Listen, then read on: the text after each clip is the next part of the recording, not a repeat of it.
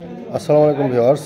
অনেক সময় রেকর্ডের যে নকশা এবং খতিয়ান এই দুটিতে জমি কম বেশি হয়ে থাকে, অর্থাৎ খতিয়ানে জমি কম থাকতে পারে অথবা বেশি থাকতে পারে, নকশাতেও কম অথবা বেশি থাকতে পারে।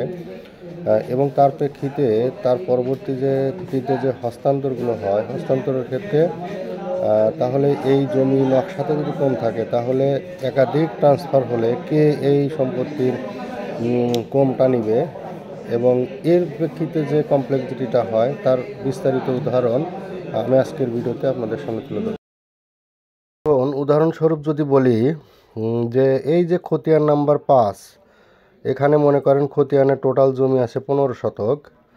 এই খতিয়ানের মালিক সে 3 জন, রহিম, তারপরে জসিম, করিম, উভয়ের সমান অংশ, যেমন 5 শতক 5 শতক 5 শতক, অর্থাৎ এটা হলো ফাইনালি পাবলিশড RS উদাহরণস্বরূপ। তো এই খতিয়ানে 3 জনের মালিক, এক একজনের 5 শতক করে 15 শতক।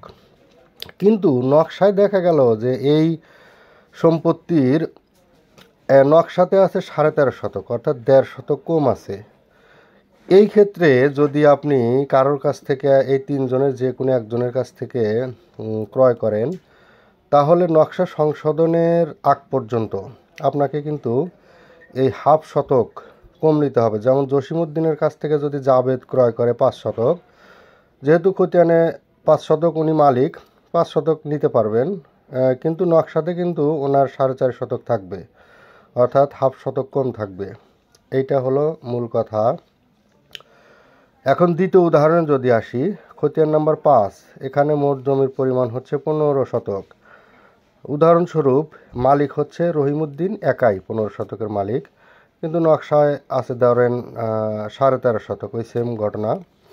তো এই ব্যক্তি যখন জমি বিক্রি করবে, উদাহরণস্বরূপ রহিমউদ্দিন বাদেনের কাছে প্রথম 5 শতক সম্পত্তি বিক্রি করছে 2001 সালে, আবার রাসেলের কাছে 5 শতক বিক্রি করছে 2002 সালে, এবং কামরুলের কাছে বিক্রি করছে 5 শতক 2003 সালে। উদাহরণস্বরূপ নকশা যেহেতু 1.5 শতক কম আছে, তো এই 1.5 শতকের মধ্যে তাহলে কে কম পাবে?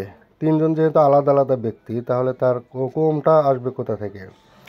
যেহেতু নকশা সংশোধন করা যায়, এই সংশোধনের আগ পর্যন্ত যদি আপনি মাপামাপি করেন, তো সেক্ষেত্রে আপনার বাতেনের জমিটা ঠিক থাকবে, তারপরে রাসেলের জমিটা ঠিক থাকবে, সর্বশেষ যিনি ক্রয় করবেন তাকে এই টোটাল যে 1.5 শতক থেকে কম নিতে হবে, যতক্ষণ পর্যন্ত না উনি কোর্টে মামলা করুক অথবা যে কোনো ওয়েতে এই সংশোধন করে 15 শতক কমপ্লিট করতে না পারে, ততক্ষণ পর্যন্ত আপনার এই 1.5 শতক এই কামরুলকে কম দখল করতে হবে, কারণ উনি কিনেছে সর্বশেষে।